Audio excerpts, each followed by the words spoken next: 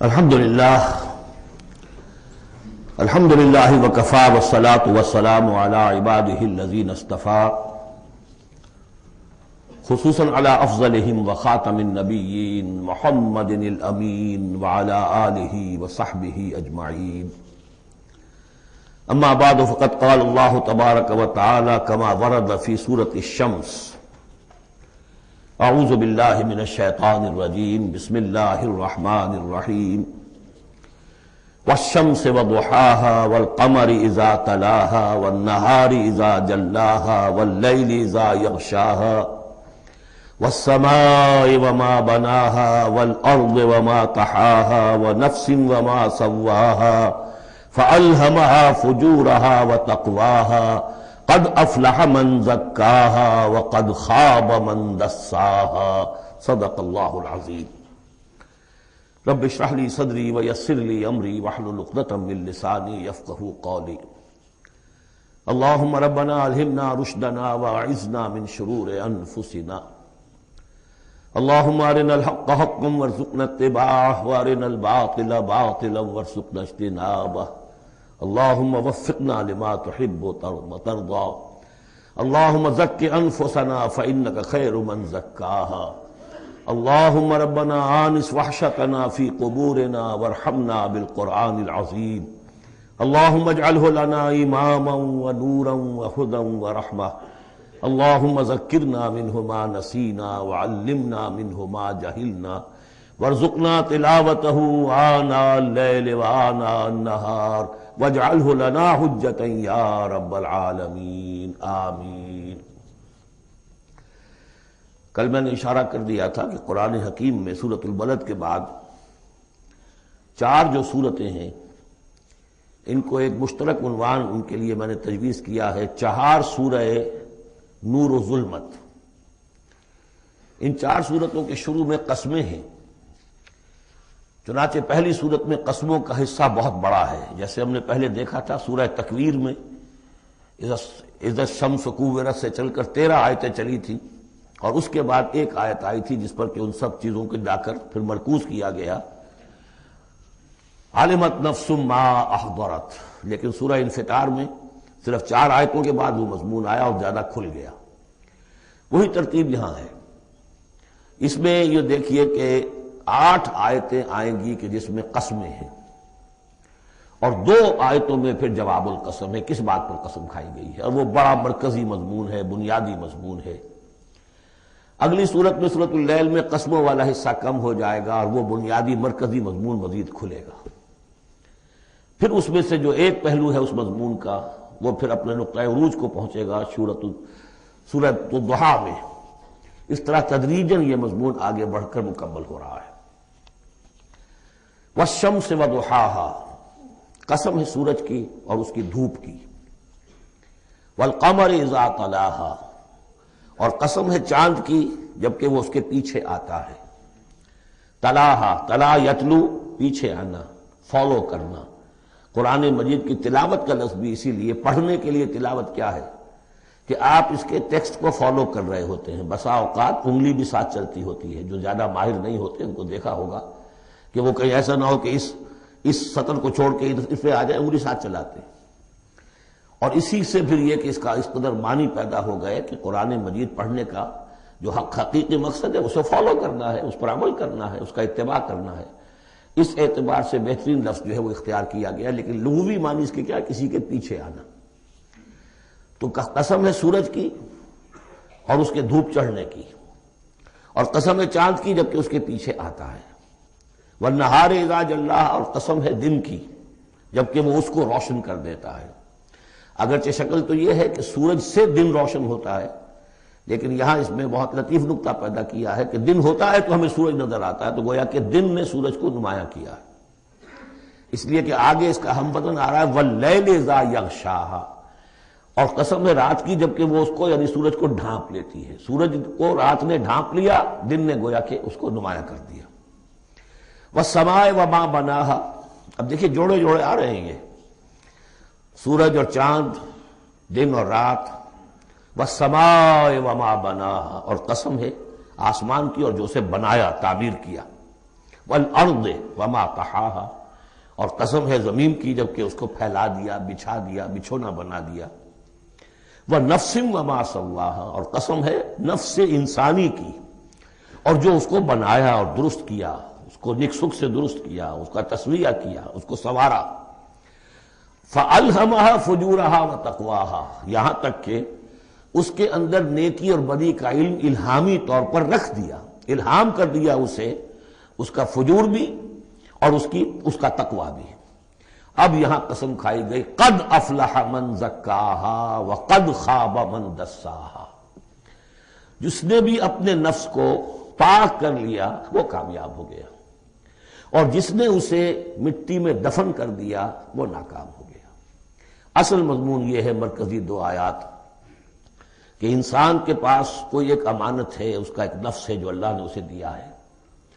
اس نفس کو جس نے پاک کر لیا، سنوار لیا، بنا لیا، جس کے لیے ہم مختلف الفاظ استعمال کرتے رہے ہیں، تعمیر سیرت، تعمیر خودی، کریکٹر بلڈنگ، ایک انسان اپنی شخصیت کو بناتا ہے۔ تو جس نے تو صرف بنانا، لیکن اس کے علاوہ پاک کرنا، بنانا اس معنی میں کہ تمام رذائل سے اس کو پاک کیا جائے اور فضائل سے اسے سنوارا جائے، اسے منور کیا جائے، مزین کیا جائے۔ تو جس نے اپنے نفس کو پاک کر لیا، مزین کر لیا، فضائل سے مرصع کر لیا، مسجع کر لیا، وہ کامیاب ہو گیا۔ خواہ یہاں پر اس کے پاس جائیداد نہ بنی ہو، دولت اس کے پاس جمع نہ ہوئی ہو، دنیا والے اس کو جانتے بھی نہ ہو، وہ غیر معروف آدمی ہو، کچھ بھی ہو، یعنی ایک معیار ہے کامیابی ناکامی کا جو ہم لوگوں کے سامنے رہتا ہے۔ کامیاب کون ہے؟ زیادہ پیسے والا، زیادہ دولت والا، جو زیادہ پروفیشن میں شائن کر گیا، بزنس میں آگے نکل گیا، کسی بھی اعتبار سے۔ لیکن اس میں زور ہے قد افلح من زکاہا، اصل میں کامیابی اور فلاح تو اس کی ہے۔ اور یہ فلاح کے لفظ پر ہم غور کر چکے ہیں سورہ مومنون کے شروع میں، کہ یہی جو انسان کی اندرونی شخصیت ہے، انا یا خودی، جسے ہم کہتے ہیں سیلف، جس کو کہ پروفائڈ نے سیلف قرار دیا ہے، اس سیلف کو اپنی اڈ اور لیبیڈو کے تسلط سے آزاد کرانا اور پھر اس کو بلڈ کرنا، اس کو ڈیولپ کرنا، تعمیر خودی، یہی علامہ اقبال کا فلسفہ ہے۔ تو یہ ایسے ہی ہے کہ جیسے کہیں خزانہ تھا، آپ نے کھود کر اس میں سے خزانہ نکالا، تو یہ ہمارا سیلف جو ہے، ہماری خودی جو ہے، یہ بھی در حقیقت ہمارے اس حیوانی وجود کے اندر دفن ہے۔ اس حیوانی وجود کے اندر سے اس کو برآمد کرنا، جیسے کہ آم کی گٹھلی پھٹتی ہے تو اس میں سے دو پتے نکلتے ہیں تو اس سے آم کا درخت بننا شروع ہوتا ہے۔ اسی لیے وہ جو میں نے آپ کو وہ اس کا اپنشد کا جملہ بھی سنایا تھا کہ man is in his ignorance identifies himself with the material sheaths which encompass his real self۔ اصل خودی، اصل انا، اصل میں وہ کون ہے؟ یہ میرا وجود ہے، یہ میرا جسم ہے، یہ میرے ہاتھ ہے، یہ میرے پاؤں ہیں، لیکن میرا میں ایک پوزیسو موڈ میں ایک پروناؤن آیا ہے، تو جو پوزیس کر رہا ہے جسم کو وہ کون ہے؟ وہ ایک اس کی اندرونی لطیف شخصیت ہے، اسے انا سے، خودی سے، سیلف سے تعبیر کرتے ہیں، اور در حقیقت وہ عبارت ہے اس روح سے کہ جو اللہ تعالیٰ نے پھونکی ہے اس میں، وَنَفَخْتُ فِيهِ مِن رُوحِي۔ تو اس مٹی کے ڈھیر میں اس روح کو ڈالا گیا ہے، اس کو برآمد کرنا اور اس کو بنانا اور سنوارنا، یہ ہے اصل کام انسان کا۔ جو اس میں کامیاب ہو گیا وہ کامیاب ہو گیا۔ اور دسا یدسو ہم پڑھ چکے ہیں کہ جب کسی شخص کے ہاں اس زمانے میں، اس معاشرے میں کوئی خوشخبری آتی تھی کہ بچی پیدا ہو گئی ہے، تو ایک تو منہ چھپاتا پھرتا تھا وہ کہ بیٹی ہو گئی، میں بیٹی کا باپ شمار ہوں گا، اور سوچتا رہتا تھا کہ اسے میں اپنے پاس رکھوں، ام یدسھا فی التراب، یا اسے جا کے میں مٹی میں دباؤں۔ تو دسا یدسو، دبا دینا۔ تو یہ ہے کہ جس نے اپنی اس خودی کو اسی حیوانی وجود میں دبا دیا، ختم کر دیا، قد خاب من دساہا، وہ ناکام ہو گیا۔ اب اس حقیقت پر ایک تو میں نے آپ کو نوٹ کرایا تھا کل کہ سورۃ الاعلیٰ پڑھتے ہوئے میں نے کہا تھا کہ بعض مضامین جو ہیں جو ان صورتوں میں آ رہے ہیں وہ سورۃ الاعلیٰ میں ان کی اصل جڑ پڑ چکی ہے، اور اس کی آخری 6 آیتیں جو ہیں وہ کیا ہے؟ قد افلح من تزکا وذکر اسم ربہ فصلی بل تؤثرون الحیاۃ الدنیا والآخرۃ خیر وابقی ان ھذا لفی الصحف الاولی صحف ابراہیم وموسیٰ۔ قد افلح من تزکا، جس نے پاکیزگی حاصل کری وہ کامیاب ہو گیا۔ یہاں اسے مزید کھولا کہ اس کا برعکس کیا ہے؟ قد افلح من زکاہا وقد خاب من دساہا۔ اس پر گواہیاں لائی گئی ہیں کہ جیسے تمہیں پوری اس کائنات میں تضادات نظر آتے ہیں، رات ہے دن بھی ہے، آسمان ہے بلند زمین ہے پست، بالکل اسی طریقے سے انسان کا معاملہ بھی یہ ہے کہ اگرچہ ویسے تو شکل و صورت میں سب تقریباً ایک جیسے انسان ہیں، ہیومن بینگز ہیں، لیکن دو مختلف قسم کے راستوں پر یہ چل رہے ہیں۔ ایک راستہ وہ ہے کہ یہی حیوانی نفسانی خواہشات اور اسی کے اندر پوری زندگی جو ہے گزار دی اور اپنے اس اصل روح ربانی کو، اپنی اصل امانت الہیہ کو دبا دیا، گویا کہ چلتے پھرتی قبر بن گئے۔ اس کے لیے حیوان انسان چل رہا ہے، لیکن وہ انسان جو ہے وہ روحانی وجود اس کا وہ اس کے اندر دفن ہو چکا ہے۔ تو قد خواب من دساہا قد افلح من زکاہا، اس پر یہ ساری قسمیں کھائی گئی ہیں۔ سورج ہے تو اس کے ساتھ چاند ہے، دن ہے تو اس کے ساتھ رات ہے، اسی طریقے سے آسمان ہے تو اس کے ساتھ زمین ہے، اور یہ جو نفس انسانی ہے اسے اللہ نے بڑا سنوارا ہے، بنایا ہے۔ اس نفس کے اندر بھی ایک ودیت کر دیا ہے نیکی اور بدی کا شعور۔ یہاں لفظ روح نہیں آیا، نوٹ کر لیجئے اسے، وَنَفْسٍ وَمَا سَوَّاهَا، یعنی جو یہ نفس انسانی ہے اس کے اندر بھی ایوولوشن ہوئی ہے۔ یہ نفس جو ہے ایڈو یا لیبیڈو، یہ گدھے میں بھی ہے، کتے میں بھی ہے، گھوڑے میں بھی ہے، شمپنزی میں بھی ہے، لیکن یہ سارا نفس کا بھی تو ایوولوشن ہوا ہے۔ اس ایوولوشن کا جو مرتبہ آیا ہے انسان میں آ کر وہ یہ ہے کہ انسان میں اس کے اندر ایک حس پیدا ہو گئی ہے، مورل سینس، کہ کچھ چیزوں کو وہ سمجھتا ہے کہ یہ بری ہیں، کچھ چیزیں اچھی ہیں۔ اور یہ اتنا یونیورسل کانسیپٹ ہے کہ جس کو یوں سمجھیے کہ جس معاشرے میں جائیے سچ بولنا اچھا ہے، جھوٹ بولنا برا ہے۔ یہ کبھی ایسا نہیں ہوا کسی نے کہا ہو کہ جھوٹ بولنا اچھا ہے، سچ بولنا برا ہے۔ وعدہ کر کے پورا کرنا اچھا ہے، وعدہ خلافی کرنا برا ہے۔ جو شخص وعدہ خلافی کر رہا ہوتا ہے وہ بھی جانتا ہے کہ میں برا کام کر رہا ہوں، میرا اس کا ضمیر اس وقت اس کو ملامت کر رہا ہوتا ہے، جس کی قسم کھائی گئی ہے، لا اقسم بیوم القیامہ ولا اقسم بالنفس اللوامہ۔ یہ تمہارے اپنے اندر جو ہے مائی کانشنس از پنچنگ می بھائی، کہ تمہارے اندر ایک اخلاقی حص ہے۔ یہ اخلاقی حص نفس انسانی میں ودیت شدہ ہے۔ روح میں جو کچھ ہے وہ تو اور بڑی شے ہے۔ روح انسانی میں تو معرفت خداوندی ہے اور محبت خداوندی ہے، دونوں چیزیں روح انسانی کے اندر موجود ہیں۔ ابھی یہاں سے نفس کی بات ہو رہی ہے۔ جیسے عالم خلق کے تمام جو مظاہر ہیں ان کو بیان کیا جا رہا ہے، سورج اور چاند عالم خلق کی چیزیں، عالم امر کی نہیں ہیں۔ رات اور دن عالم خلق کی چیزیں ہیں، آسمان اور زمین عالم خلق کی چیزیں ہیں۔ نفس بھی عالم خلق کی شے ہے، روح ہے عالم امر کی شے۔ تو نفس انسانی بھی نفس حیوانی سے ممتاز ہے بئی معنی کہ اس میں وہ ایک مورل سینس موجود ہے جس کی بنا پر اس کے اندر یہ شعور ہے، ودیت شدہ، الہام شدہ، الہمہا، الہام کر دیا اس میں کہ کچھ چیزوں کو وہ جانتا ہے یہ خیر ہیں اور کچھ کو جانتا ہے یہ شر ہے۔ اسی لیے قرآن مجید نے کثرت سے جو لفظ استعمال کیا ہے وہ معروف اور منکر۔ معروف وہ جو جانی پہچانی شے نفس انسانی جانتی ہے کہ یہ چیز اچھی ہے، منکر وہ جس سے کہ نفس انسانی اباح کرتا ہے یہ کیا ہے، یہ نہیں ہونا چاہیے، یہ فطرت اس کے اندر موجود ہے سرشت کے اندر۔ اب مرحلہ صرف یہ ہے کہ جب یہ بنیادی بیج تو اللہ نے تمہارے نفس میں ڈال دیا، اب اسے پروان چڑھانا تمہارا کام ہے، اسے آگے بڑھاؤ، پروان چڑھاؤ عمل صالح سے۔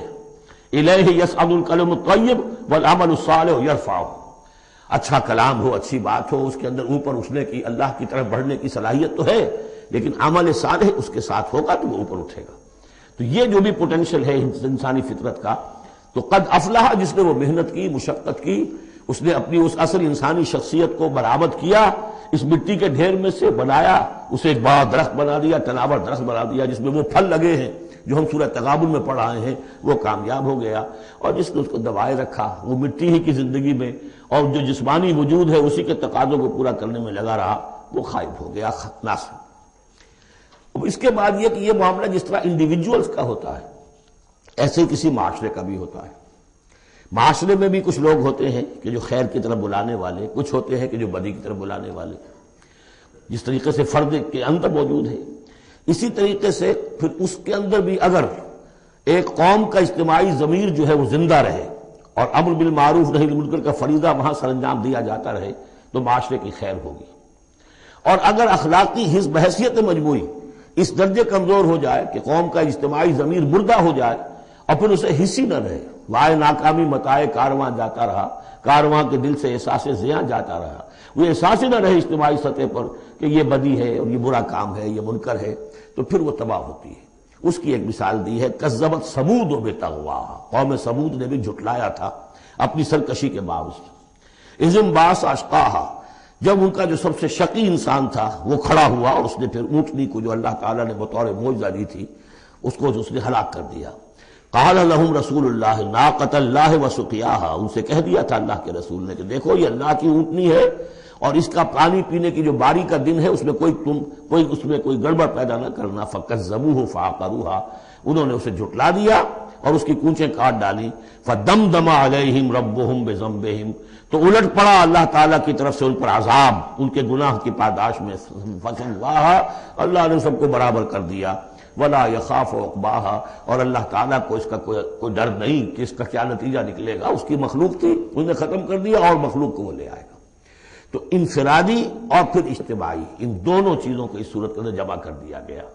اب یہاں سے جو مضمون شروع ہوا ہے، اب دیکھیے اگلی صورت میں کھلے گا۔ اگلی صورت میں 3 جوڑے بلکہ 2 جوڑے آ رہے ہیں صرف۔ واللیل اذا یغشا، قسم ہے رات کی جبکہ وہ ڈھانپ لیتی ہے۔ والنہار اذا تجلی، قسم ہے دن کی جبکہ وہ روشن ہو جاتا ہے۔ یہ ہمارے خارج میں آفاق کے اندر دن اور رات۔ وما خلق الذکر والانثی، ہمارے انفس میں، ہمارے اندر کوئی مذکر ہے، کوئی مؤنث ہے، کوئی مرد ہے، کوئی عورت ہے۔ یہ جو تضادات بظاہر نظر آتے ہیں حقیقت میں تضادات نہیں ہیں، ان دونوں کے مل کے ہی در حقیقت فطرت اپنے مقاصد کی تکمیل کر رہی ہے۔ دن اور رات کے فرق سے ہی سارا نباتاتی نظام جو ہے وہ سارا کا سارا اسی کے ساتھ وابستہ ہے، اسی سے اس کا ریسپریٹری سسٹم ہے، اسی سے یہ فوٹو سنتھسس اور سب کا یہ جو سولر انرجی ہے اس کا درختوں کی لکڑیوں میں آ کے سٹور ہو رہا ہے، یہ کیا ہو رہا ہے، سارا کا سارا دن اور رات کے ساتھ ہے۔ اسی طریقے سے مرد اور عورت، اگر یہ فرق نہ ہو تو اولاد کیسے ہو، آگے نسل کیسے چلے؟ تو تضادات میں بھی توافق ہے یہاں، اگرچہ بعض چیزیں بظاہر متضاد ہیں لیکن ان میں توافق ہے، اللہ تعالیٰ نے اسی لیے پیدا کیا، لیکن ساتھ ہی یہ بتا دیا کہ جیسے یہ تضادات تمہیں نظر آ رہے ہیں واضح طور پر، دن اور رات، نر اور مادہ، ایسے ہی ان سعیکم لشتی، تمہاری جو سعی ہے، محنت ہے، بھاگ دوڑ ہے، وہ تو سب کر رہے ہیں۔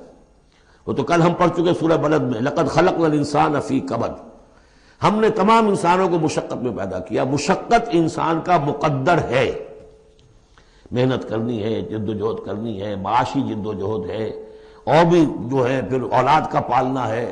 لا اقسم بہذا البلد وانت حل بہذا البلد، کسی کا کوئی نظریہ بھی بن گیا ہے، کوئی آئیڈیل بھی ہے، کسی آئیڈیالوجی کا ماننے والا ہے، اب اس پر اس کا بوجھ ہے کہ اس آئیڈیالوجی کو پروموٹ کرے، اس نظریے کو پھیلائے، اور پھر یہ کہ اس نظام کو قائم کرنے کے لیے تن من دھن لگائے۔ تو کتنے بوجھ ہیں انسانوں پر، پھر کتنے صدمے انسان اٹھاتا ہے۔ تو فرمایا کہ لا اقسم بہذا البلد وانت حل بہذا البلد ووالد وما ولد لقد خلقنا الانسان فی کبد، مشقت تو ہر ایک کو کرنی ہے، لیکن جو نتیجے نکلتے ہیں مشقت کے وہ بالکل برعکس ہیں، رات اور دن کا سا تضاد ہے ان میں۔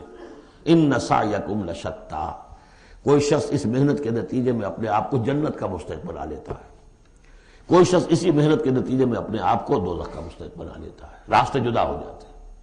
اس کی بڑی پیاری تشریح ایک حدیث میں آئی ہے، حضور نے فرمایا کل نفس یغدو، ہر جان جو ہے صبح جب ہوتی ہے ہر انسان کی، فبائع نفسہا، پھر یہ کہ وہ اپنے نفس کو بیچتا۔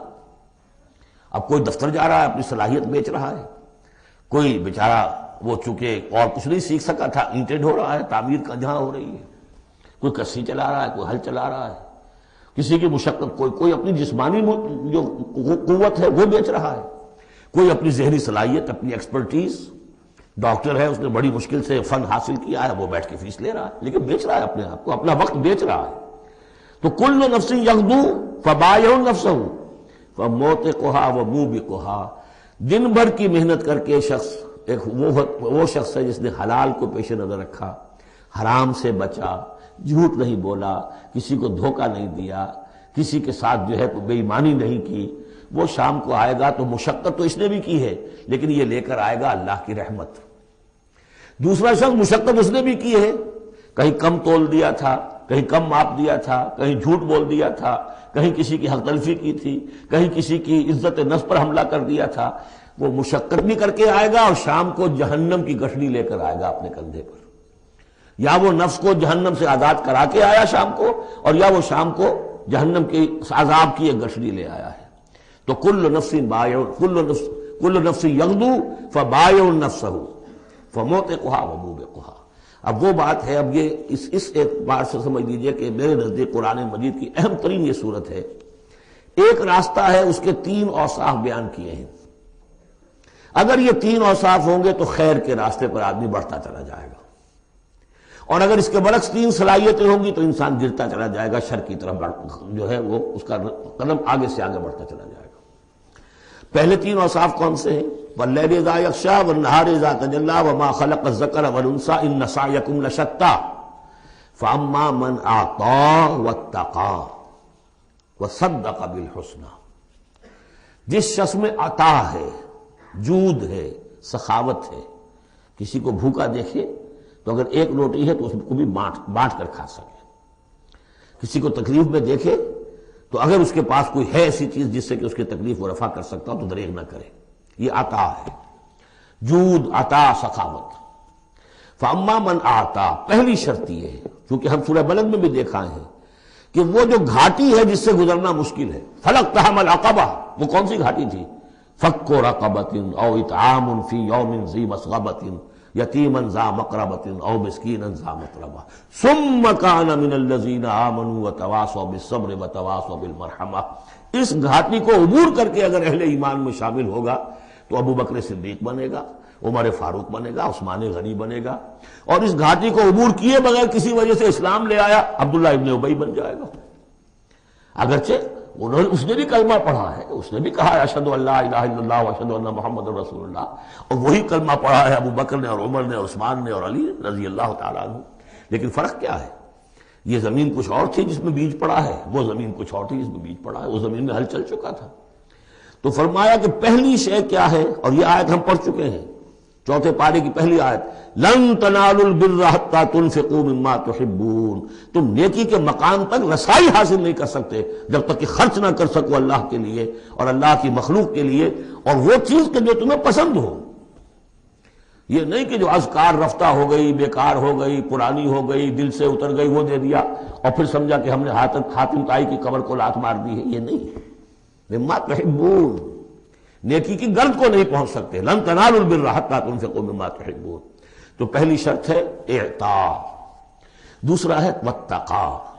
واتقا کیا ہے؟ وہی اخلاقی حس جو ہے وہ اگر بیدار ہے، نتیجہ کیا نکلے گا کہ وہ پھر نیکی کرنا چاہے گا، بدی سے بچے گا. وہی فالہمھا فجورھا وتقواھا.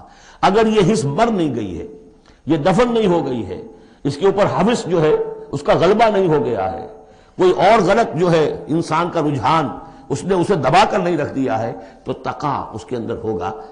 میں کسی کا دل نہ دکھا دوں، میں کسی کا حق نہ مار لوں. اس کے اندر ایک احساس ذمہ داری جو ہے وہ موجود رہے گا. اور تیسری شرط وصدق بالحسنی. جو بھی اچھی بات اس کے سامنے رکھی جائے اور اس کا دل گواہی دے دے کہ ہاں بات ٹھیک ہے، فوراً قبول کرے، تصدیق کرے. اس وقت یہ نہ کرے کہ یہ میں اگر مان لوں گا تو فلاں چیز چھوڑنی پڑ جائے گی، یہ اگر مان لوں گا تو فلاں کام کرنا پڑ جائے گا، یہ اگر مان لوں گا تو فلاں شخص ناراض ہو جائے گا، یہ اگر مان لوں گا تو مجھے یہ نقصان ہو جائے گا. اگر یہ سوچ کر رک گیا تو فیل ہو جائے گا. بلکہ یہ کہ جب دل نے گواہی دے دی کہ ہاں ٹھیک ہے، حق ہے، صحیح ہے، فوراً کہو دیکھیے جی آپ کی یہ بات، یعنی اس کو سمجھیے پریکٹیکلی. اگر آپ کسی بحثی میں بھی مبتلا ہو گئی کسی کے ساتھ، اور پھر یہ ہے کہ آپ نے کسی وقت محسوس بھی کر لیا کہ پلڑا اس کا بھاری ہے، بات اس کی صحیح ہے، لیکن ایک یہ کہ اڑے ہوئے اب کیسے مان لوں میں کہ میں ہار گیا. ایک یہ کہ شخص کہے ٹھیک ہے صاحب آپ کی یہ بات مجھے بالکل لگی ہے، ٹھیک ہے، ابھی اور غور کریں گے، سوچیں گے، چلیں گے آگے اور اس مسئلے پر، لیکن یہ بات آپ کی ٹھیک ہے. اس سے انسان کے اندر جو ہے پھر وہ ہم آہنگی پیدا ہوتی ہے، بات آگے بڑھتی ہے. لیکن یہاں سمجھ لیجئے کہ بنیادی طور پر یہ 3 اوصاف ہیں. فاما من آتا، بخل نہ ہو، اتقا اور اس کے اندر یہ اخلاقی حس بیدار ہو. نمبر 3، جو اچھی بات سامنے آئے اس کی تصدیق کر دیں. فَسَنُيَسِّرُهُ لِلْيُسْرَىٰ. تو ہوتے ہوتے ہم آسانی سے، اب یہ لفظ بھی آ چکا تھا سورہ علق میں وَنُيَسِّرُكَ لِلْيُسْرَىٰ، میں نے کہا تھا اس لفظ کو یہاں نوٹ کر لیجئے اور یہیں سے یہ بات آگے کھلے گی. فَسَنُيَسِّرُهُ لِلْيُسْرَىٰ، جس شخص میں یہ تین اوصاف ہوں گے ہم انہیں رفتہ رفتہ رفتہ رفتہ سب سے اونچی اور سب سے اچھی جو اس آسانی والی شاید منزل ہے جنت، وہاں پہنچا دیں گے. اب اس کے برعکس دیکھیے ترتیب. وَأَمَّا مَن بَخِلَ، اعطاء کے مقابلے میں بخل آ گیا. وَاسْتَغْنَىٰ، بے پرواہ ہے، اسے پرواہ ہی نہیں. دریا کو اپنی موج کی طغیانیوں سے کام، کشتی کسی کی پار ہو یا درمیان رہے، ہمیں سے کیا غرض ہے؟ وہ تو اپنی اس میں دھن میں لگے جا رہے ہیں.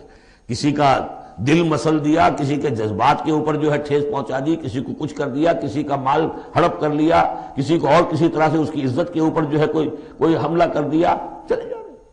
استغنا، انہیں یہ احساس ہی نہیں ہے کہ کوئی نیکی اور بری کا معاملہ بھی ہے اور مجھے سیدھے راستے پر چلنا ہے، برائی کے راستے پر نہیں.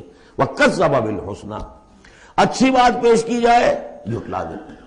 دل گواہی دے چکا ہے کہ بات اچھی ہے لیکن پھر جھٹلا دے، کسی تعصب کی وجہ سے، کسی ضد کی وجہ سے، تکبر کی وجہ سے، ہٹ دھرمی کی وجہ سے.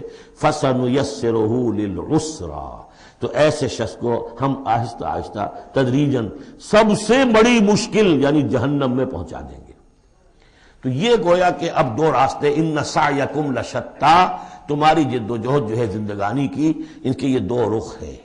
اگر تو یہ ہے اما من اعطا واتقا وصدق بالحسنى، اگر یہ تینوں چیزیں بتمام و کمال موجود ہوں تو وہ شخص صدیق بنے گا، ابو بکر صدیق بنے گا رضی اللہ تعالی، ان کے نقش قدم پر چلنے والا ہوگا. اور اگر ان تینوں میں کوئی چیز کمی ہے تو کہیں بیچ میں لٹک جائے گا، اور تینوں ہی نہیں ہے تو معلوم ہوا کہ وہ بدترین خلائق ہوگا پھر، جس کا کہ سب سے بڑا کردار جو قرآن مجید میں آتا ہے وہ ابو لہب ہے. ابو جہل جو ہے وہ بدترین نہیں تھا، اچھی طرح سمجھ لیجئے. وہ تو جب آج ہم پڑھیں گے، جب سورہ علق آئے گی تب اس کے کردار کا نقشہ سامنے آئے گا. اس کی شخصیت بڑی اونچی شخصیت تھی بعض اعتبارات سے. میں سنا چکا ہوں، نے صاف مانا تھا کہ محمد جھوٹ نہیں کہہ رہے، جو کچھ کہہ رہے ہیں صحیح کہہ رہے ہیں، لیکن میں نہیں مان سکتا. اس کا مطلب ہے ہمیشہ کے لیے ہم بنو امیہ جو ان کے غلام ہو جائیں گے، بنو ہاشم کے. یہ میرے لیے قبول نہیں. صاف تو کہا نا کم سے کم، give the devil his due. اسی طریقے سے جس باطل دین کا وہ علمبردار تھا اس کے لیے اسلامی گردن کٹوائی ہے، قربانی دی ہے اس نے. ابو لہب نے 2 مرسنریز بھیج دیے، تم چلے جاؤ، میں تمہیں پیسے دے دوں گا، تم جاؤ، تم لڑاؤ میری جگہ پر. اس لیے کہ اس میں وہ بات نہیں تھی، اس میں مردانگی تھی. کوئی وجہ تھی کہ حضور نے 2 شخصوں کو برابر تولا ہے، عمر ابن الخطاب اور عمر ابن ہشام میں سے اللہ کسی ایک کو میری جھولی میں ڈال دے. کوئی وجہ تھی نا آخر، دونوں کو کیسے کیا ہے؟ اگر کہیں وہ بھی ایمان لایا ہوتا تو عمر ابن الخطاب کی طرح کا مسلمان ہوتا، پھر وہ اس طرح کا ڈھیلا مسلمان نہ ہوتا، وہ عبداللہ ابن ابی والا مسلمان نہ ہوتا. تو یہ شخصیتوں کا معاملہ ہوتا ہے. تو جس میں تینوں اوصاف نہیں ہے وہ گیا بدترین خلائق، جس میں کچھ ہے وہ پھر کچھ دیر لگا کے آ جائے گا، کچھ وقت لگے گا اسے. لیکن یہ 3 اوصاف ہی ہیں تعمیر سیرت کے اس اعتبار سے کہ جو فیصلہ کن ہیں. فَأَمَّا مَنْ أَعْطَىٰ وَاتَّقَىٰ وَصَدَّقَ بِالْحُسْنَىٰ فَسَنُيَسِّرُهُ لِلْيُسْرَىٰ وَأَمَّا مَنْ بَخِلَ وَاسْتَغْنَىٰ وَكَذَّبَ بِالْحُسْنَىٰ، بالکل اپوزٹ چیزیں. فَسَنُيَسِّرُهُ لِلْعُسْرَىٰ وَمَا يُغْنِي عَنْهُ مَالُهُ إِذَا تَرَدَّىٰ، اور اس نے جو مال جمع کیا ہوگا اپنے لیے وہ قطعاً کام نہیں آئے گا جب اسے گرایا جائے گا، گڑھے میں جب گرے گا جہنم کے. ان علینا للہدیٰ، دیکھو انسانوں ہمارے ذمے ہے صرف ہدایت پہنچا دینا. یا اب اللہ تعالیٰ اپنے ذمے لے رہے ہیں، یہ ہمارے ذمے ہے کہ تمہیں راستہ دکھا دیں، سجھا دیں. یہ سجھا دینا ہمارے ذمے ہے. اس کے لیے ہم نے تمہیں جبلی ہدایت بھی دی ہے، اس کے لیے ہم نے تمہارے اندر اخلاقی حس بھی رکھ دی ہے، اس کے لیے ہم نے اپنی روح تم میں پھونکی ہے، اس میں ہماری معرفت اور محبت موجود ہے. اور پھر ان تمام چیزوں کی تکمیل کے لیے ہم نے نبی بھیج دیے، رسول بھیج دیا، کتابیں نازل کر دی. ہم نے اپنا ہدایت کا جو فرض تھا وہ ادا کر دیا.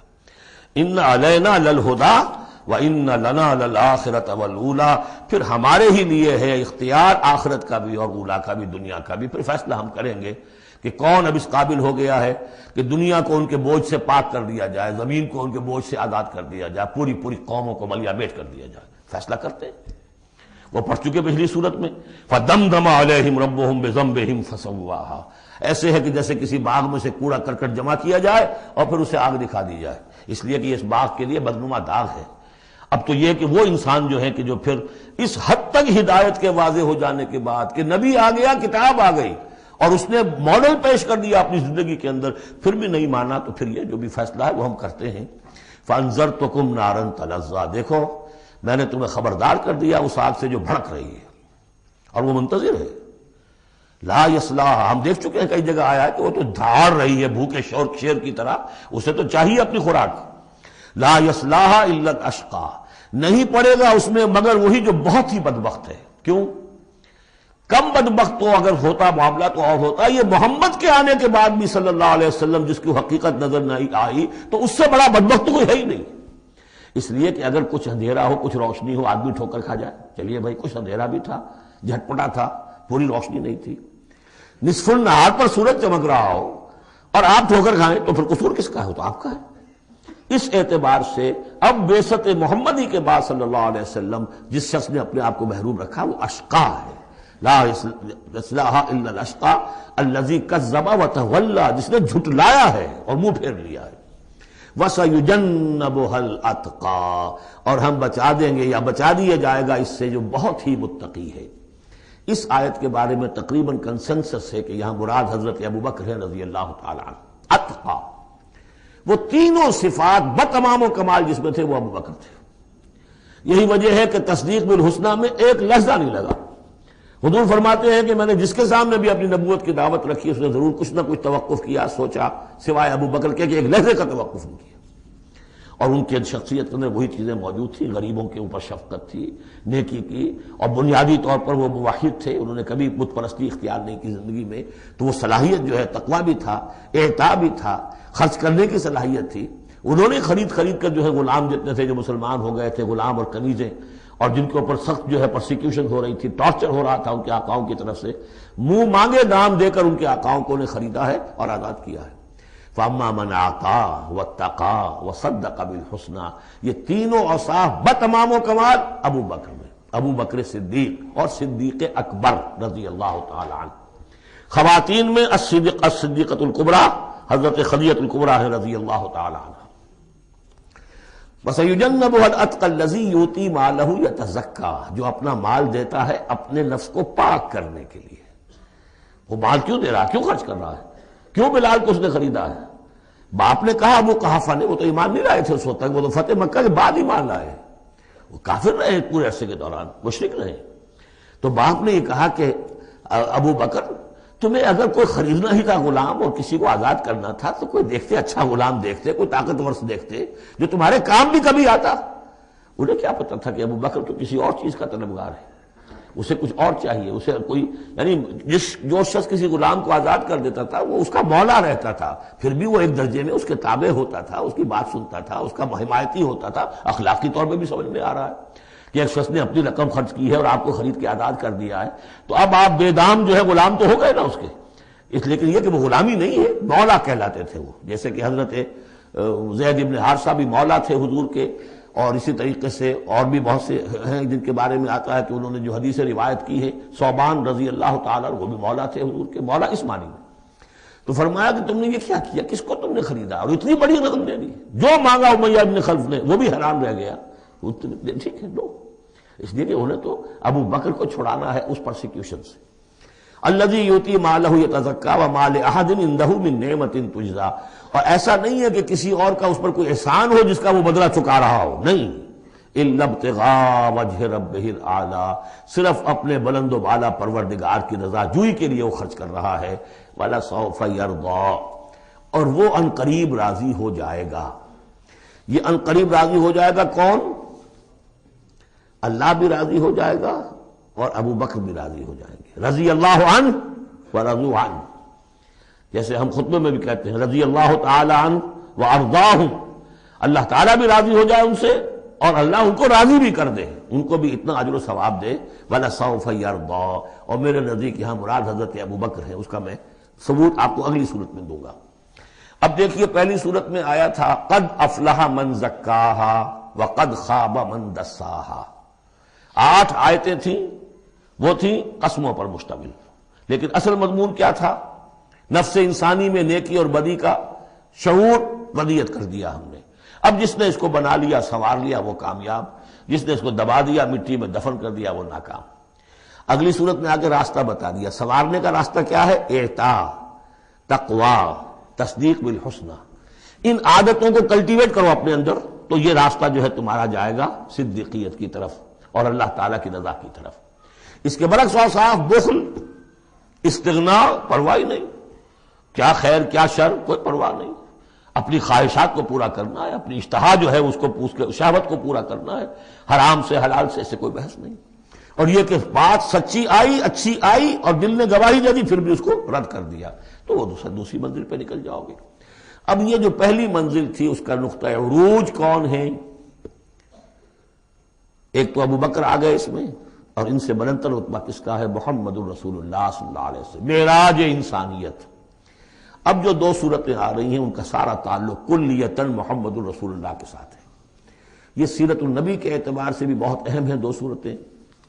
بعض اعتبار سے جو صوفیانہ اس میں مسائل آئے ہیں، اور عام طور پر ہمارے مفسرین، ایسے مفسرین خصوصاً جدید دور کے کچھ ریشنلسٹ قسم کے لوگ، وہ تو ان مطالب کی گرد کو بھی نہیں پہنچے. ہمارے جو پرانے مفسرین ہیں چونکہ ان کا ذوق جو ہے وہ ان کے اندر، وہ ذوق بھی اندر ہے موجود ان کے اندر، اسلام کے اور دین کے باطنی حقائق، قرآن کے باطنی حقائق کا. تو میں اس کے حوالے سے چند چیزیں آپ کو بتاؤں گا. سورۃ الضحیٰ کا جو اس کا جو شان نزول ہے وہ یہ ہے کہ کچھ دنوں کے لیے، ایک تو بالکل شروع میں جو رک گئی تھی فترت وحی، اس کے علاوہ پھر ایک موقع آیا ہے کہ کچھ عرصے کے لیے بہت دن گزر گئے تو جبرائیل نہیں آئے اور آپ کے اوپر ایک شدید قسم کی جو ہے وہ پریشانی طاری ہو گئی. کچھ لوگوں نے بھی تانا دینا شروع کر دیا. کچھ عرصے سے محمد تم نے کوئی نئی وحی نہیں سنائی، کیا ہوا؟ تمہارا شیطان کیا چلا گیا بس؟ اب کوئی ایسا بھی بتایا گیا کہ ایک دفعہ کہیں متوا کے کئی راتوں تک آپ رات کو اٹھے نہیں، تو کہا وہ تمہارا شیطان تمہیں چھوڑ گیا ہے. کوئی ساتھ کے رہنے والی عورت جو تھی کہ رات میں نے سنی نہیں تمہاری کوئی پڑھنے کی جو تم پڑھا کرتے تھے، شاید شیطان تمہیں چھوڑ گیا ہے. خود آپ کو جس قدر ایک اشتیاق رہتا تھا کہ وہی آئے اور آپ کی وہ روح کو جو ہے مزید اور غذا اور تر و تازگی جو ہے وہ مسلسل ملتی رہے، اس کی وجہ سے یہاں تک آتا ہے کہ حضور فرماتے کہ اس درجے میں رنج اور غم میں تھا کہ میں سوچتا تھا کہ میں پہاڑ کے اوپر چڑھ کر اپنے آپ کو گرا دوں. بربنائے تب بشری، اس درجے حضور کے اوپر جو ہے یہ شاخ گزر رہا تھا کہ وہی کیسے بند ہو گئی. اور اس میں یہ بھی تھا کہ اللہ ناراض تو نہیں ہو گیا، کیا مجھ سے کوئی خطا تو ایسی نہیں ہو گئی، یہ سبب کیا ہوا ہے؟ یہ ہے وہ کیفیت کہ جس کے اندر یہ آیتیں نازل ہو رہی ہیں. اور اب آپ اس کو سمجھ لیجئے کہ اس کا نفسیاتی اور انسان کی باطنی کیفیات کے ساتھ کیا تعلق ہے. انسان پر دو طرح کی کیفیات طاری ہوتی رہتی ہیں. جیسے میں نے پہلے ایک دفعہ آپ کو بتایا صدیق اور شہید کے درمیان جو فرق ہے بنیادی، کہ کچھ بنیادی طور پر لوگ ایکسٹروورٹس ہوتے ہیں، کچھ بنیادی طور پر انٹروورٹس ہوتے ہیں. ایکسٹروورٹس کھیل کود بھاگ دوڑ، لوگوں سے ملنا جلنا، گفتگو ہے، اسے دھکا دے دیا، اس سے مذاق کر لیا، اسی میں وہ خوش رہتے، بڑے مگن رہتے. تنہائی انہیں کاٹ کھانے کو دوڑتی ہے. اور ایک انٹروورٹس ہوتے ہیں کہ وہ مجلس وغیرہ کو نہیں ہوتے، اپنے تنہائی میں کہیں بیٹھے ہیں، غور و فکر کر رہے ہیں، سوچ بچار کر رہے ہیں. انہیں وہ مجلس سے زیادہ اپنا گوشہ تنہائی جو ہے وہ زیادہ عزیز ہوتا ہے. تو یہ دو مزاج اللہ نے بنائے ہیں.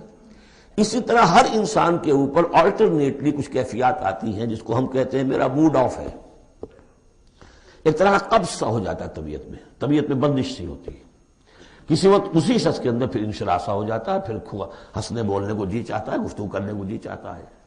تو یہ کیفیت جب انسان کی روحانی زندگی سے متعلق ہو جائے تو اس کو پھر صوفیہ نے نام دیا قبض اور بسط. کبھی طبیعت میں انشراح ہے، انبساط ہے، طبیعت جو ہے وہ آبادہ ہے، ہر چیز میں روشنی کا پہلو آدمی دیکھ رہا ہے. ہر چیز کے اندر آپ کو معلوم ہے ایک تاریک رخ بھی ہوتا ہے کسی معاملے کا اور روشن رخ بھی ہوتا ہے. اس وقت انسان روشن رخ کو دیکھتا ہے. اور ایک وقت میں آتا ہے کہ طبیعت میں بندش سی لگ گئی ہے، جیسے اندر کوئی پکڑ لیا کسی نے. اب طبیعت جو ہے وہ بھی اپنے اندر وہ انقباض محسوس کر رہی ہے، اور پھر آدمی پیسیمسٹک ہو جاتا ہے، نا امید سا ہوتا ہے، پھر اسے ہر معاملے کا تاریک پہلو زیادہ نظر آنے لگتا ہے. تو یہ قبض اور بسط کی کیفیات ہیں. جب کبھی قبض کی کیفیت ہو، قاضی ثناء اللہ پانی پتی رحمۃ اللہ علیہ نے تفسیر مظہری میں لکھا ہے کہ قبض کی کیفیت میں اس صورت کا پڑھنا تریاق ہے. جس طرح حضور صلی اللہ علیہ وسلم کے لیے گویا کہ اس وقت جو وحی کا بند ہو جانا تھا وہ گویا کہ ایک طرح کے انقباض اور قبض کی کیفیت پیدا ہوئی تھی. اس میں اب اللہ تعالیٰ فرما رہے ہیں والضحیٰ، قسم ہے دن کے دھوپ چڑھنے کے وقت کی، واللیل اذا سجا، اور قسم ہے رات کی جبکہ وہ چھا جائے. یا ساکن ہو جائے. سجا کے دونوں معنی ہے سکون. اب دیکھیے ان دونوں کو کیوں لائے؟ اس لیے کہ صبح ہے، حرکت ہے، برکت ہے، چلنا ہے، دوڑنا ہے، ہر شخص جا رہا ہے، ادھر جا رہا ہے، ادھر جا رہا ہے. رات کو سکون ہو گیا، تاریکی چھا گئی اور شور سنگامہ ختم ہو گیا. لیکن یہ رات اور دن دونوں ضروری ہیں انسان کے لیے. یہاں کا نظام چلانے کے لیے اگر رات ہی رات ہوتی تب بھی یہ دنیا نہ چلتی، اور دن ہی دن ہوتا تب بھی نہ چلتا. تو رات بھی ضروری ہے. اسی طریقے سے نفس انسانی کے لیے کبھی کبھی قبض کا وقفہ بھی ضروری ہے. آپ اسے یہ نہ سمجھیں کہ اللہ تعالیٰ ناراض ہو گیا، یہ بھی ہماری تربیت کا ایک یوں سمجھیے کہ ایک جز ہے. ما ودعک ربک وما قلی، آپ کے رب نے آپ کو رخصت نہیں کیا ہے، نہ ہی وہ آپ سے ناراض ہوا ہے. وَلَلْآخِرَةُ خَيْرٌ لَكَ مِنَ الْأُولَىٰ، اور اس کے بعد جو وقت آئے گا اس قبض کے بعد وہ پہلی سے بھی بہتر ہوگا. اور میں حیران ہوتا ہوں کہ کیسے غالب نے وہ بات کہی ہے کہ جو بالکل ترجمانی ہے اس کی، رکتی ہے میری طبع تو ہوتی ہے رواں اور. یعنی یہ کہ جب میری طبیعت کے اوپر کبھی کبھی رکاوٹ سی آ جاتی ہے، اب شعر جو ہے اچھے نازل نہیں ہو رہے، لیکن جب وہ رکاوٹ سے میں نکلتا ہوں، اس قبض سے نکلتا ہوں، رکتی ہے میری طبع تو ہوتی ہے رواں اور. اس لیے کہ اس قبض کے بعد جب مرحلہ آتا ہے انبساط کا اور انشراح کا تو وہ ایک قدم آگے ہوتا ہے آدمی، اس پہلی کیفیت سے ایک درجہ جو ہے اس کا بڑھ چکا ہوتا ہے. وَلَلْآخِرَةُ خَيْرٌ لَكَ مِنَ الْأُولَىٰ، یقیناً پچھلی ہر گھڑی، ہر ساعت اور ہر قبض کے بعد آنے والا انبساط آپ کے لیے پہلے سے اونچا درجہ لے کر آئے گا. وَلَسَوْفَ يُعْطِيكَ رَبُّكَ فَتَرْضَىٰ، ان قریب آپ کا رب آپ کو اتنا کچھ دے گا، اتنا کچھ دے گا، آپ کی محنتوں کے وہ نتائج سامنے آئیں گے کہ آپ راضی ہو جائیں گے. اب دیکھیے پچھلی صورت ختم ہوئی تھی وَلَسَوْفَ يَرْضَىٰ، یہاں ہے وَلَسَوْفَ يُعْطِيكَ رَبُّكَ فَتَرْضَىٰ. صرف ضمیر کا فرق ہے، کیونکہ صدیق پر وحی نہیں آتی، براہ راست خطاب نہیں کیا جا سکتا، وہاں وہ صیغہ جو ہے وہ غائب کا ہے وَلَسَوْفَ يَرْضَىٰ. اور چونکہ نبی وہ ہے جس پر وحی آ رہی ہے، براہ راست مخاطب ہے، تو وَلَسَوْفَ يُعْطِيكَ رَبُّكَ فَتَرْضَىٰ، آپ کا رب اتنا کچھ دے گا کہ آپ راضی ہو جائیں گے. اب یہ کہ اسی قبض کی حالت میں پھر اللہ تعالیٰ اپنے احسان جتا رہا ہے، اور یہ بہترین ہے. کبھی طبیعت پر ڈپریشن ہو اس طرح کی اور قبض کی کیفیت ہو تو آدمی یاد کرے کس کس مرحلے پر اللہ نے میری دستگیری فرمائی، کن کن مراحل پر اللہ تعالیٰ نے مجھے مشکلات سے نکالا، اس سے وہ حوصلہ بڑھتا ہے. اور اس کو بھی سمجھیے کہ اسی انداز میں الم یجد کا یتیما فآویٰ، یہ سیرت النبی کے بڑے اہم حصے ہیں جو اس میں آ گئے ہیں. آپ کی پیدائش یتیمی میں، پوسٹیومس چائلڈ، باپ تو پہلے فوت ہو چکا ہے، دادا ہے 2 سال کی عمر میں وہ بھی گئے، پھر 6 سال کی عمر نہیں 6 سال کی عمر میں والدہ گئی، 8 سال کی عمر میں دادا گئے. اور وہ یعنی جو آپ نے دیکھا ہے ابتدائی زمانہ زندگی کا تو وہ یتیمی کا. الم یجد کا یتیما فآویٰ، کیا اس نے اے محمد آپ کو نہ پایا کہ آپ یتیم تھے، پھر پناہ دی، آپ کے لیے بندوبست کیا، دادا کے دل میں جو شفقت ڈالی، پھر آپ کے تایا زبیر کے دل میں جو شفقت ڈالی. بدقسمتی سے ہماری تاریخ میں چونکہ بہت زیادہ عمل دخل رہا اہل تشیع کا، تو عبد المطلب کے بعد فوراً ابو طالب کا نام آتا ہے، حالانکہ یہ غلط ہے تاریخی اعتبار سے. عبد المطلب کے بعد کافی عرصے تک زبیر جو آپ کے تایا تھے وہ سرپرست تھے، پھر ان کے انتقال کے بعد ابو طالب کا معاملہ آیا، لیکن ان کو بیچ میں سے غائب کر دیا گیا. بہرحال اللہ تعالیٰ جو بھی کسی کے دل میں ڈالتا ہے، آخر ابو طالب کے دل میں محبت ڈالی تو کس نے ڈالی؟ وہ ہم پڑھ چکے ہیں سورہ طٰہٰ میں، وَأَلْقَيْتُ عَلَيْكَ مَحَبَّةً مِّنِّي. حضرت موسیٰ علیہ السلام کی موہنی صورت کے اوپر اللہ تعالیٰ فرماتے ہیں ہم نے اپنی محبت کا پرتو ڈال دیا کہ تمہیں دیکھنے کے بعد وہ قتل کرنے کے ارادے سے باز رہ گئے، ان کے ہاتھ شل ہو گئے. ایسی موہنی صورت، اسے قتل کر لیں.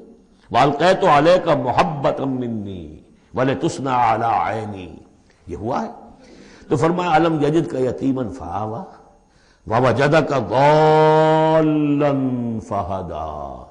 اور پھر جب آپ شعور کی پختگی کو پہنچے اور غور و فکر کا مرحلہ آیا، حقائق میں انسان کو سوچ بچار کا مرحلہ آیا اور آپ کو دیکھا کہ آپ تلاش حقیقت میں سرگرداں ہیں تو ہدایت دی. وہ آگے آ جائے گا، بہت قریب پہنچ گئے ہم. اقرأ بسم ربک الذی خلق وہ مرحلہ جب آئے گا. ووجدک عائلا فاغنیٰ، اور پایا آپ کو تنگ دست تو غنی کر دیا.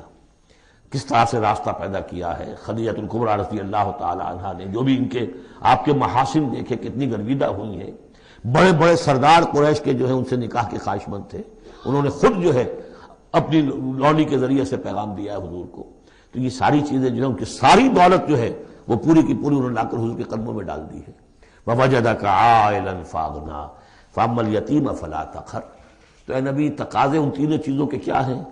ہم نے آپ کو یتیم پایا، پناہ دی، اب آپ بھی یتیم کے سرپرستی کیجئے، کسی یتیم کو اس کے اوپر کوئی جبر نہ ہو، سختی نہ ہو. وَأَمَّا السَّائِلَ فَلَا تَنْهَرْ. اور آپ جب کہ تلاش حقیقت میں سرگرداں تھے تو ہم نے آپ کو ہدایت دی، اسی طریقے سے اب آپ کو بھی کوئی شخص سائل بن کر آپ کے پاس آئے، سوال کرے، اسے جھڑکنا نہیں ہے.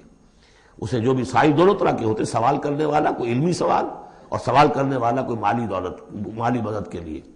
وَأَمَّا بِنِعْمَةِ رَبِّكَ فَحَدِّثْ. اور جو ہدایت تمہیں دی ہے ہم نے اب اسے عام کرو، یہ نعمت ہے، آپ کے رب کا انعام ہے، یہ ہدایت جو آپ کو عطا ہوئی ہے اس کو بیان کرو. اس کے بیان کرنے میں یہ بھی ہے کہ اللہ کے انعامات کا چرچا انسان کرے اس کا شکر ادا کرنے کے لیے، اور یہ بھی ہے کہ اس کو پھیلائے اور عام کرے، دوسروں تک پہنچائے، ورنہ وہ بخل ہو جائے گا کہ وہ دولت جو ہے ہدایت کی اس کو آدمی صرف اپنی ذات تک محدود رکھے اور اس کا جو خیر ہے وہ دوسروں تک نہ پہنچائے. سورۃ الانشراح، بسم اللہ الرحمن الرحیم. الم نشرح لک صدرک ووضعنا عنک وزرک الذی انقض ظہرک ورفعنا لک ذکرک. کیا ہم نے آپ کے لیے آپ کے سینے کو کھول نہیں دیا، انشراح نہیں دے دیا آپ کو، اور آپ پر جو ایک بوجھ پڑا ہوا تھا وہ اٹھا نہیں لیا. الذی انقض ظہرک، جو آپ کی کمر کو دوہرے کیے دے رہا تھا، توڑے دے رہا تھا. ورفعنا لک ذکرک، اور ہم نے آپ کے ذکر کو بلند کر دیا. فإن مع العسر يسرا إن مع العسر يسرا. تو یقیناً مشکل کے ساتھ ہی آسانی ہے، یقیناً مشکل کے ساتھ ہی آسانی ہے. فإذا فرغت فانصب وإلى ربك فارغب. تو جب آپ فارغ ہو جائیں تو پھر یہ کہ خوب کمر کس لیجئے، محنت کیجئے اور اپنے رب کی طرف راغب ہو جائیے. یہ مشکلات القرآن میں سے ہے. عام طور پر سمجھتے ہیں لوگ کہ جو مشقتیں تھیں دعوت و تبلیغ میں، اور جو آپ کے اوپر جو لوگ فکرے چست کر رہے تھے اس کی وجہ سے آپ کو یہ رنج ہو رہا تھا.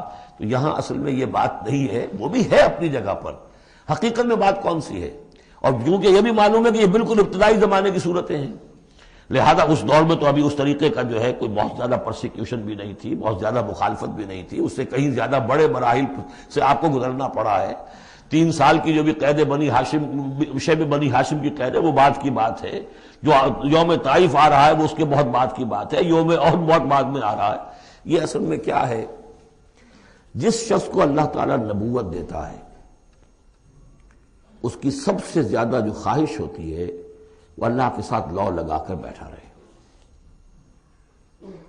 اور رسالت کا فریضہ ایسا ہے کہ جاؤ خلق خدا کو ہدایت کا راستہ دکھاؤ. اب کہاں وہ کیفیت؟ دن ڈھونڈتا ہے پھر وہی فرصت کے رات دن بیٹھے رہے تصور جانا کیے ہوئے. کہاں اللہ کی طرف رخ کر کے اللہ کا بندہ کھڑا ہے رات کے وقت. کیا اس کی کیفیت ہے، اس کے قلب کی، اس کی روح کی؟ کیا انشراح ہے، کیا انبساط ہے، کن بلندیوں پر اس وقت وہ ہے، کس روحانی وسعتوں کے اندر جو ہے وہ اس وقت تیراکی کر رہا ہے. اور کب جا رہے کسی نے کہہ دیا پاگل ہے، کسی نے کہہ دیا کہ یہ تو مجنون ہے. دیکھو ذرا یہ شخص ہے جو کہتا ہے آپ کے معبودوں کو کہ یہ غلط ہے. اب اس کا ایک تقدر ہو رہا ہے دل کے اوپر. کہاں وہ کیفیت؟ علامہ اقبال نے اسے لکھا ہے، 4th لیکچر ہے ان کا جو خطبات میں سے.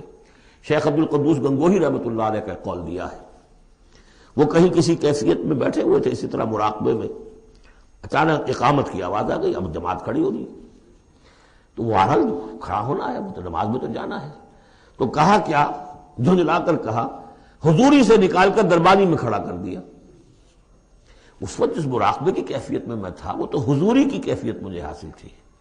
اب میں دربانی میں آ گیا ہوں. یہاں پر نماز تو آپ پڑھیں گے تو امام کے پیچھے پڑھیں گے.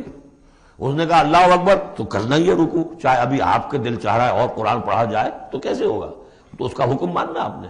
آپ چاہ رہے ہیں سجدے میں پڑے رہے ابھی سر نہ اٹھائیں، لیکن وہ تو کہے گا اللہ اکبر، تو سر آپ نے اٹھانا ہی ہے.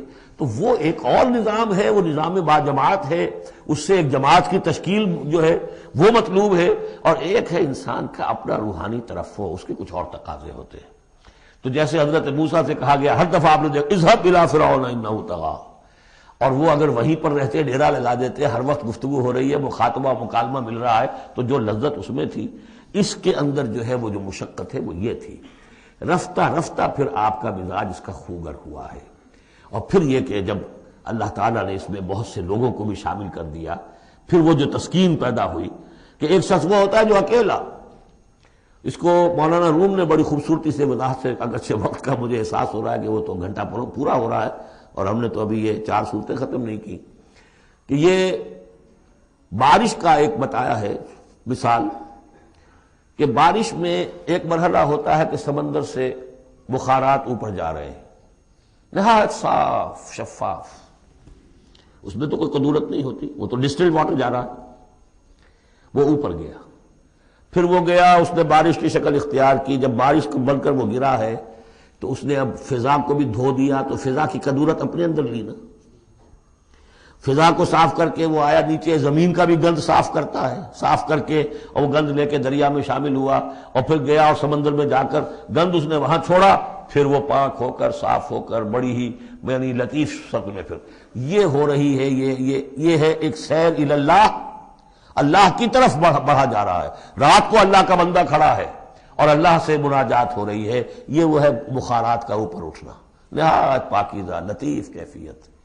اور جب آپ آئے ہیں تو بارش کے مانند ہیں، اب آپ دھو رہے ہیں، تو جو دھو رہے ہیں اس سے خود اپنے آپ کو بھی تقدر ہوتا ہے. کسی نے کچھ کہہ دیا، کسی نے کچھ کہہ دیا، کسی نے کچھ کہہ دیا، کسی نے فکرہ چست کر دیا. اب آپ کو ضرورت ہے کہ پھر ذرا اپنے آپ کو بھی صاف کریں دوبارہ، پھر رات کو کھڑے ہو جائیں. سیر الی اللہ، سیر فی اللہ، سیر عن اللہ الی اللہ، یہ جو ہے جو تبلیغ کا اور فریضہ رسالت ہے، یہ بھی سیر الی اللہ ہے نتیجے کے اعتبار سے، لیکن اس وقت عن اللہ ہے، اللہ کی طرف تو پشت ہو گئی. اب دیکھیے جب آپ نماز میں کھڑے ہیں تو رخ کدھر ہے؟ اللہ کی طرف. جا رہے ہیں تبلیغ کے لیے تو اللہ کی طرف تو پشت ہو گئی. اب تو آپ جا رہے ہیں تو خلق کی طرف آپ کا رخ ہے، اللہ کی طرف تو پشت ہے. اس حوالے سے وہ عروج ہے، یہ نزول ہے. اور یہ نزول جو ہے یہ بڑا شاق گزرتا ہے کسی ایسے شخص پر جسے عروج کی لذت حاصل ہو گئی ہو. یہ ہے وہ سختی. الم نشرح لک صدرک ووضعنا عنک وزرک الذی انقض ظہرک ورفعنا لک ذکرک فإن مع العسر یسرا ان مع العسر یسرا فإذا فرغت فانصب. اے نبی وہ وقت آ جائے گا، آپ اپنے اس فرض منصبی سے جب فارغ ہو جائیں گے، جب اللہ کا دین غالب آ جائے گا، پھر آپ یکسو ہو کر وہ جو آخر میں آیا اذا جاء نصر اللہ والفتح ورأيت الناس يدخلون في دين الله افواجا فسبح بحمد ربك واستغفر انه كان توابا. پھر آپ ہمہ وقت اسی کام میں لگ جائیے. اور اسی لیے حضور نے اس وقت آخری فیصلہ کیا، اللہم فی الرفیق الاعلی. بس اب میں فارغ ہوا اور اب میں مزید تاخیر نہیں چاہتا. حالانکہ نبیوں کو یہ آپشن ملتا ہے، اگر آپ ابھی چاہیں تو اور رہ سکتے ہیں دنیا میں، یہ آپشن ملا ہے. چنانچہ حضور نے اپنے مرض وفات میں جو خبر دی آ کر، جب آپ نے نماز پڑھائی ہے، بیماری میں ذرا سی کمی ہوئی تھی، باہر آپ آئے ہیں، حضرت ابوبکر نماز پڑھا رہے تھے، حضرت ابوبکر کے پاس جا کر آپ جو ہے بیٹھ گئے. اب حضرت ابوبکر جو ہے وہ اقتدا کر رہے ہیں حضور کی، اور پوری جماعت کر رہی ہے اقتدا حضرت ابوبکر کی. یہ نماز ہے، آخری باجماعت نماز. اس میں حضور نے فرمایا اللہ نے اپنے بندے کو ایک آپشن دی ہے، ایک اختیار دیا ہے. وہ چاہے تو، اب جو ایگزیکٹ الفاظ یاد نہیں ہے، نتیجہ اس کا یہی ہے کہ چاہے تو ابھی دنیا میں اور رہے. تو بندے نے اللہ کو قبول کر لیا ہے. حضرت ابوبکر رو پڑے اور لوگ حیران ہوئے، رو کیوں رہی ہے، یہ تو کوئی بات ایسی ہے نہیں. ان کی سمجھ میں آ گیا تھا کہ آپ نے اپنے انتقال کی خبر کر ہمیں دے دی. تو یہ فیصلہ اللہم فی الرفیق الاعلی.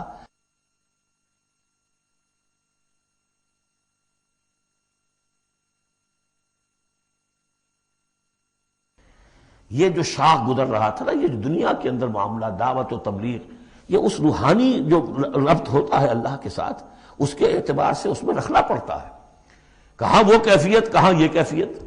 اور اس کی وجہ سے جلدی آپ نے فرمائی، میں سمجھتا ہوں کہ اگر ابھی جو لوگ، یہ اتنا عظیم انقلاب برپا ہوا تھا عرب میں، اور یہ رأیت الناس يدخلون فی دین اللہ افواجا، ان کی ابھی بڑی تربیت کی ضرورت تھی. یہ تربیت کے مراحل ابھی ان کے پورے نہیں ہوئے تھے. یہ تو صرف مکے اور مدینے کے لوگ تھے جو آپ کی تربیت سے اس طریقے سے بہرہ اندوز ہوئے اور ان مستفید ہوئے. یہ جو پورا عرب جو ہے ایمان لے آیا، اور ان کو تو آپ کی تربیت کا بھی وقت نہیں ملا.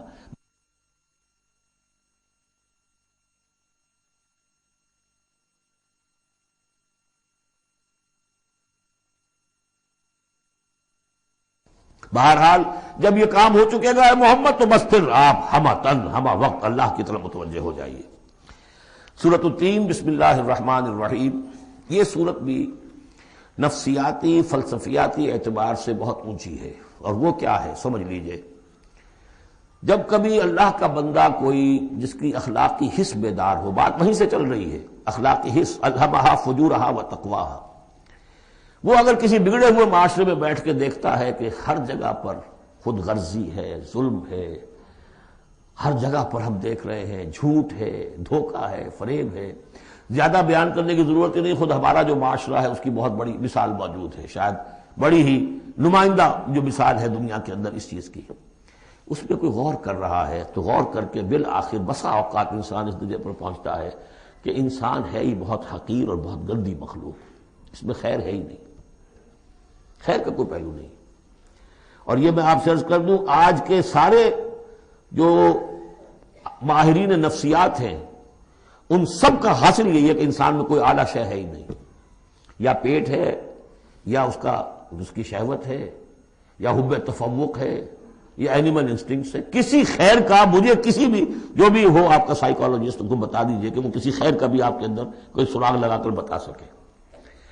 یہ جو ایک آتی ہے انسان کے اوپر مایوسی، حساس انسان پر، اس میں یہ صورت نازل ہوئی ہے کہ انسان شر ہی شر نہیں ہے، گند کی پوٹ ہی نہیں ہے، اس میں بڑی بلندی کا پہلو بھی ہے۔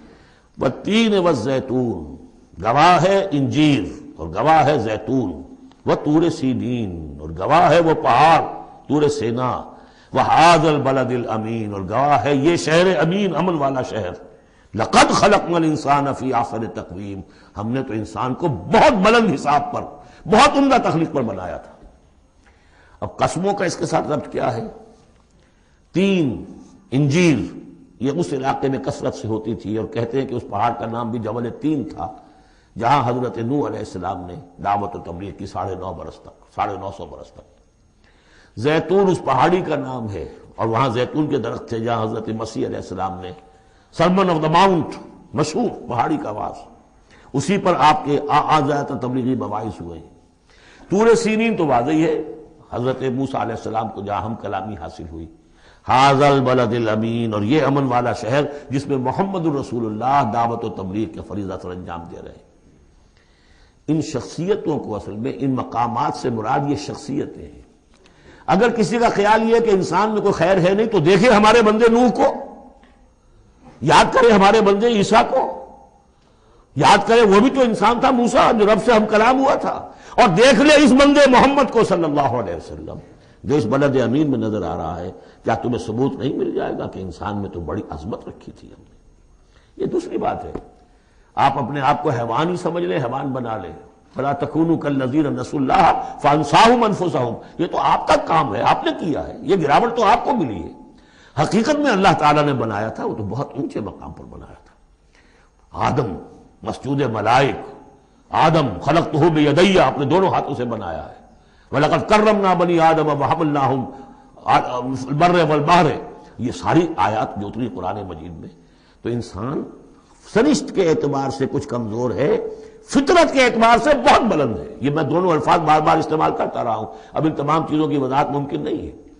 اس کا روحانی وجود سب سے اونچا ہے، اس کا حیوانی وجود بہت نیچے ہے۔ اصل میں اس حیوانی وجود میں آ کر یہ نیچے چلا گیا ہے۔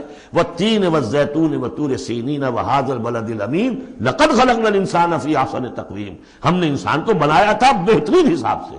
ثم رددناہ اسفل سافلین، اب اسے اس جسد حیوانی میں ڈال کر در حقیقت نیچے پہنچا دیا گیا ہے۔ تو اب کیا کرنا ہوگا؟ اب اوپر اٹھنا ہوگا۔ اوپر اٹھنے کے لیے محنت کرنی پڑتی ہے۔ الا الذین آمنوا وعملوا الصالحات، اب یہ ایمان اور عمل صالح ہے جو تمہیں اس پستی سے نکال کر اوپر لے آئے گا۔ جس مقام پر تم پیدا کیے گئے ہو اس مقام تک پہنچنے کے لیے پہلی محنت کیا ہے؟ آپ کے شعور اور ذہن کی آزمائش ہے کہ اللہ کو پہچانتے ہو یا نہیں، اور دوسری محنت عمل صالح ہے۔ الا الذین آمنوا وعملوا الصالحات فلہم اجر غیر ممنون، تو ان کے لیے تو اجر و ثواب ہوگا جو اس کا سلسلہ کبھی منقطع ہی نہیں ہوگا۔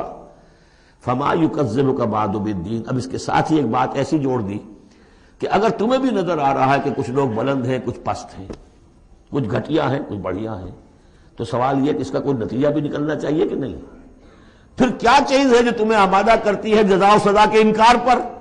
الیس اللہ باحکم الحاکمین، کیا اللہ تعالیٰ تمام حاکموں سے بڑا حاکم نہیں ہے؟ تو کیا کوئی حاکم ایسا بھی تم نے دیکھا کہ جو اپنے نیکوکار بندوں کو اور اپنے غداروں کو اور اپنے باغیوں کو ایک جیسا کر دے؟ تو اگر انسانوں کے اندر یہ دونوں طرح کے کردار موجود رہے ہیں، جو تمہیں زیادہ نظر آ رہے ہیں وہ تو دوسری طرح کے ہیں، ہم نے بھی تمہیں دکھا دیے نا، موسیٰ بھی اللہ کا بندہ تھا، انسان تھا، عیسیٰ بھی تو ایک انسان تھا، یہ محمد بھی چلتے پھرتے جو ہے ثبوت ہے انسانی عظمت کا، یہ انسان کے اندر عظمت بھی ہے۔ اگرچہ ادھر اگر متوجہ نہیں ہوگے تو واقعی حیوانوں سے بھی بدتر ہو جاؤ گے، اولئک کالانعام بل ہم اضل۔ بارک اللہ لی ولکم فی القرآن العظیم ونفعنی وإیاکم بالآیات والذکر۔